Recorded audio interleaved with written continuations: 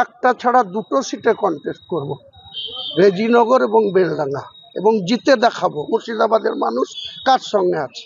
ও যেখানে ইচ্ছা হবে সেখানে দাঁড়াবে, আমাদের কোনো ব্যাপার না। ওকে যদি দল অনুষ্ঠানটা যেগুলো দিবে সেগুলো দাঁড়াবে, আমাদের কোনো আপত্তি নেই। দল আমাদের, শুনুন, মমতা ব্যানার্জি আছে, অভিষেক ব্যানার্জি আছে, তারা যা সিদ্ধান্ত নেবে আমরা সেই সিদ্ধান্ত মেনে চলবো। আমরা শুধু একটা কথা বলতে চাইছি, যদি আমরা 5 পয়সার কথা আখের গুছাই, যদি ও প্রমাণ করাতে পারে, আমি অন্তত এমএলএ থেকে পদত্যাগ করবো।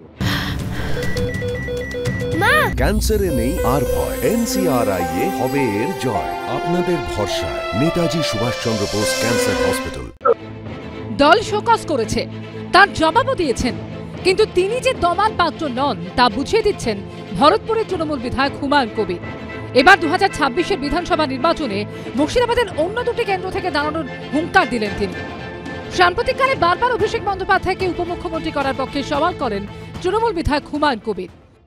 ডাইরেক্ট সিএম না হলেও, নেত্রী সিএম থাকলেও ডেপুটি সিএম করে স্বরাষ্ট্র দপ্তরের দায়িত্ব অভিষেক বন্দ্যোপাধ্যায়ের হাতে দিলে সাংগঠনিক এবং প্রশাসনিক অভিষেক বন্দ্যোপাধ্যায় যে দক্ষতার পরিচয় রাখছেন, দলের পক্ষে আরও অনেক মঙ্গল হবে।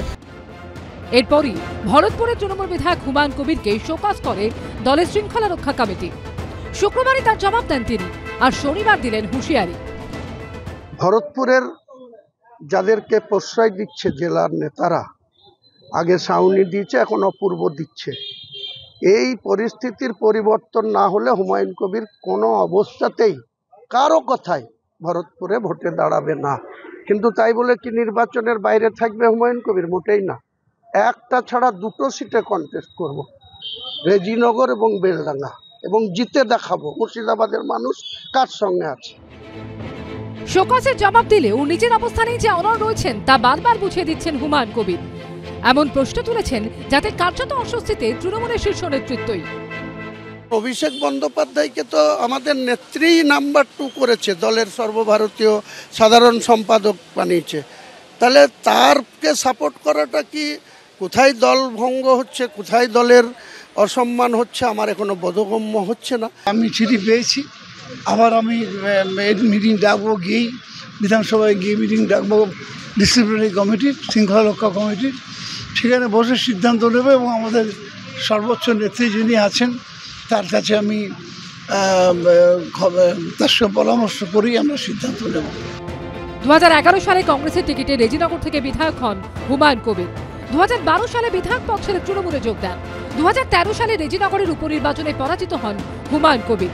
এরপর 2016 বিধানসভা নির্বাচনে নির্দল প্রার্থী হিসেবে রেজিনগরে পরাজিত হন। এরপর 2021 সালে তৃণমূলের টিকিটে ভরতপুর থেকে জেতেন হুমায়ুন। এই হুমায়ুনকে নিয়ে তৃণমূলের শৃঙ্খলা রক্ষা কমিটি কি সিদ্ধান্ত নেয় সেদিকেই নজর সকলের। রাজীব চৌধুরী ও মনোজ বন্দ্যোপাধ্যায়ের রিপোর্ট, এবিপি আনন্দ।